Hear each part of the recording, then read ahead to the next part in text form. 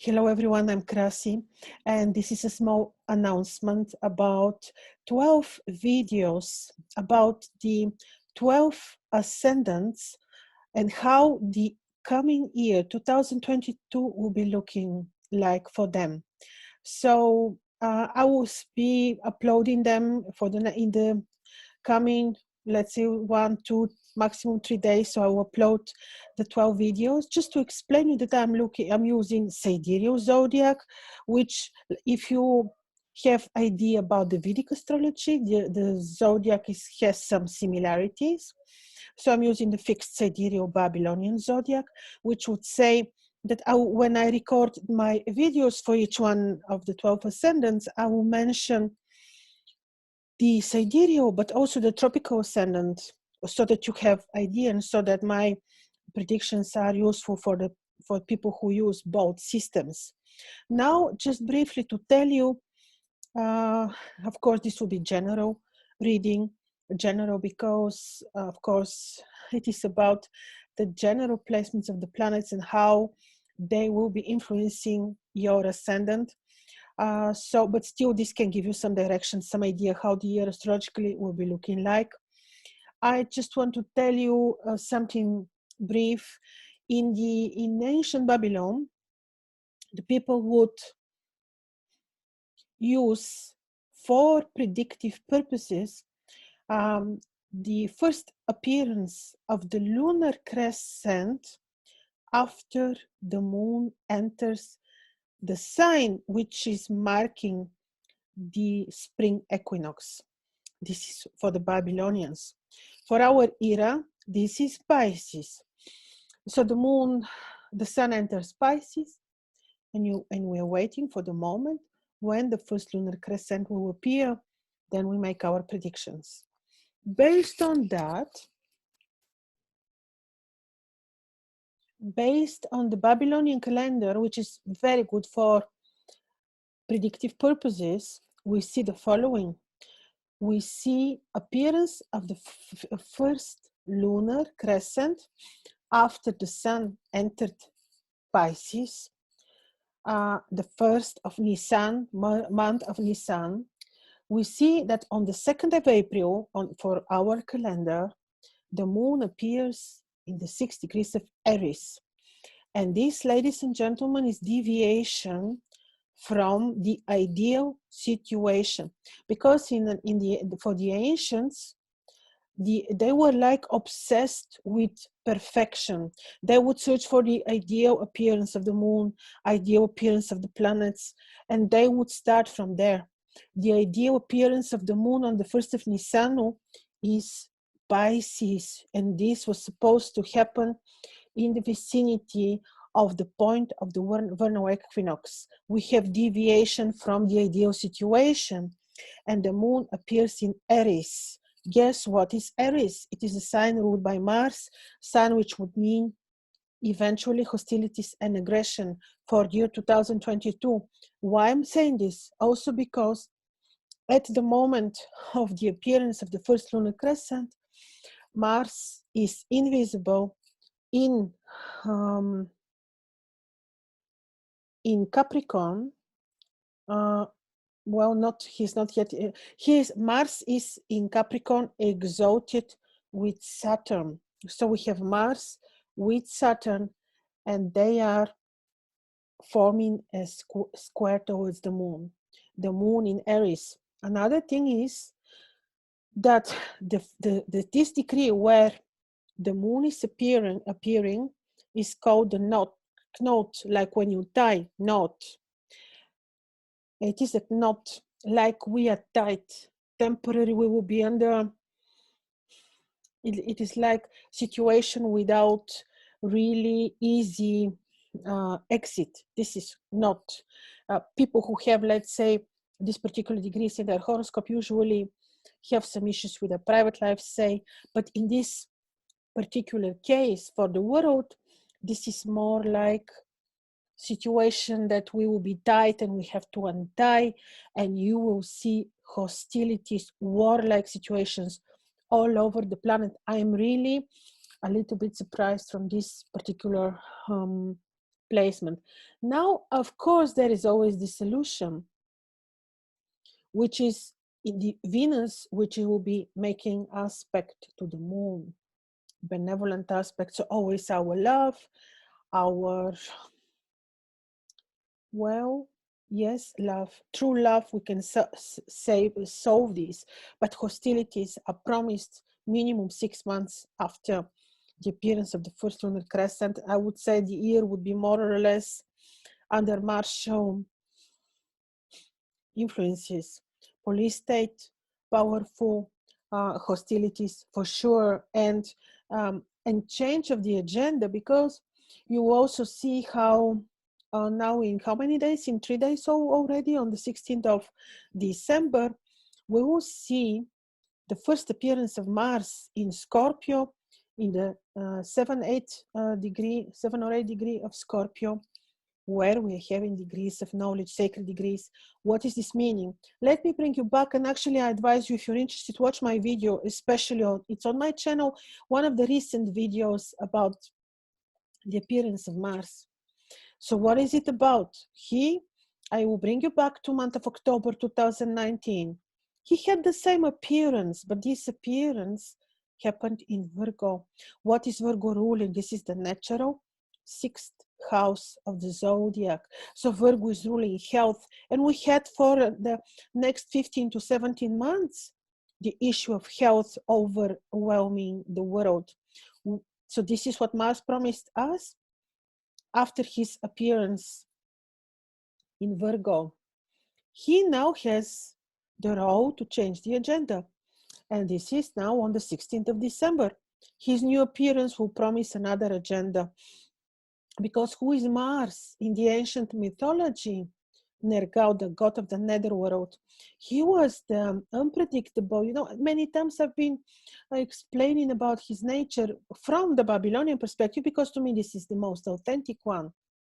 Nergal, the god of the netherworld, the unpredictable, the red planet, unpredictable. He is unpredictable. We cannot be sure on how his energies will unfold, but we know that he appears on a very strong position in Scorpio, where just less than a month before, and many times, 4 times in the year, we had eclipses, emphasizing on these points in Scorpio, where he will be appearing.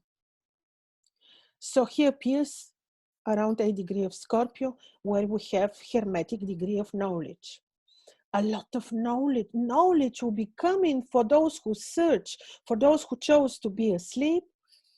I am not sure, but they may fall in the trap of devastating events like death, for example, because what is Scorpio? He rules the natural 8th house of the zodiac.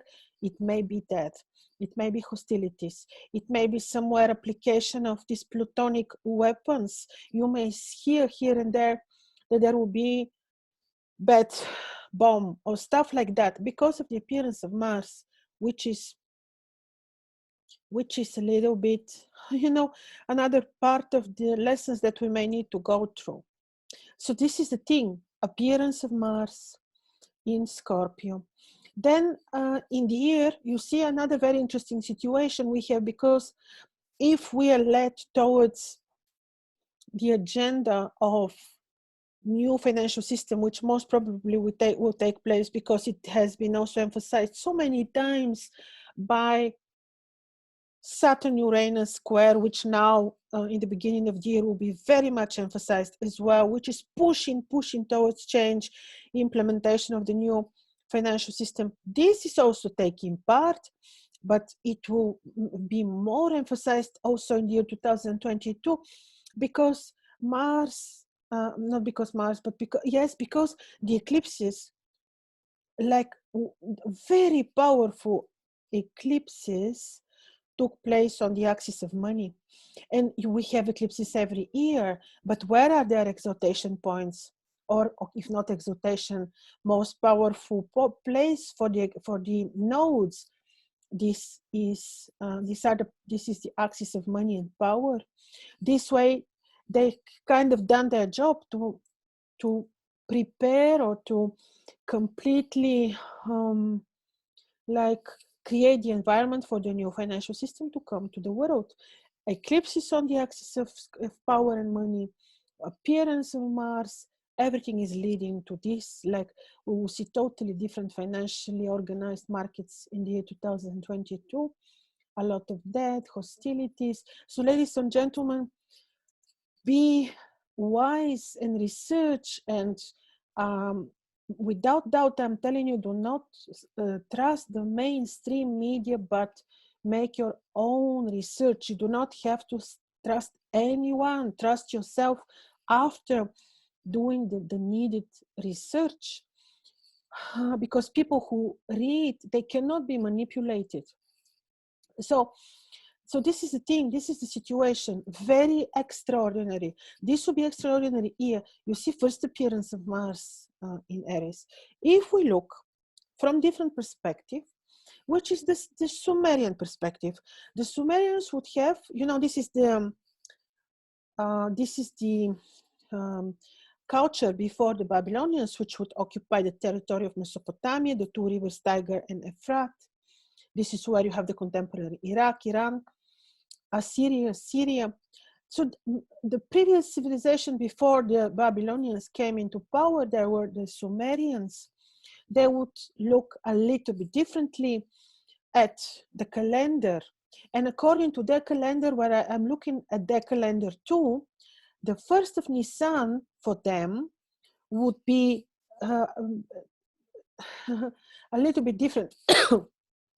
We would then look at, excuse me, the appearance of the moon, of the first lunar crescent, before the sun enters the point of the vernal equinox. This situation is quite similar in terms of energies. Yes, in this case, obviously the moon appears in Pisces, which is very traditional, but we have conjunction of Saturn, Mars, all planets, great stellium in Capricorn. Again, we have serious emphasis on Mars, Pluto together. So this is pretty much picture which is not very, very different. And it is also about, well, Venus is watching. She always somehow, and she's visible in the moment of the appearance of the moon, of the first lunar crescent. For the Babylonians, this is month of Adar. For the Sumerians, this is month of Nisan. And we have again concentration stellium of planets in Capricorn. So we're not over with this type of restrictions that we know, but the agenda will shift. The focus will not be the pandemic anymore. We'll have another focus. The other focus will be quite scorpionic, and in the totalitarian state may continue with their restrictions. But I will remind you, they may continue, but there will be this very good wave of Aquarius energy. Why? Because on the 21st of December 2020, we had the great conjunction between Jupiter and Saturn in Capricorn. This is the great conjunction because it is very ominous in a very good way, a sense, because they meet every once in 20 years, but this time they met and they looked as if they're one star, which reminds us eventually of the Star of Bethlehem, if this is indeed the ominous Star of Bethlehem of the birth of new consciousness. So what happened is that the first year of this conjunction is under the rulership of Capricorn. This is why until 21st of December this year, 2021, we will be very Capricornian-like restricted.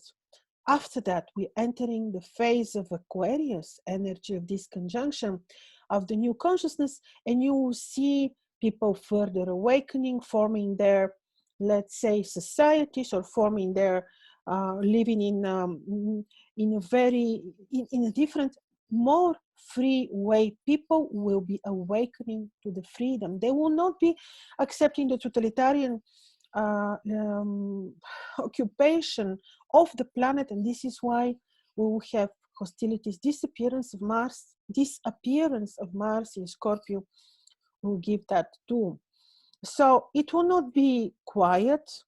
expect many, you see, unpredictable, sudden events, hostilities, protests, warlike situations, all these that I described. But the focus and the center, the emphasis of the year will not be the pandemic so much, it will be another. So let's see how things will develop. This is just a small introduction I'm making now to lead you to see after that, after I start uploading them, my videos. Be a little bit patient. I cannot upload them all at once. I'll be recording, uploading.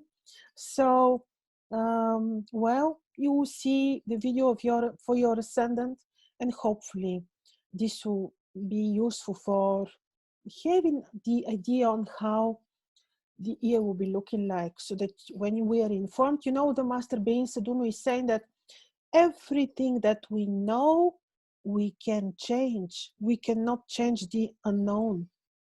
So ladies and gentlemen, let me close here and see you very soon.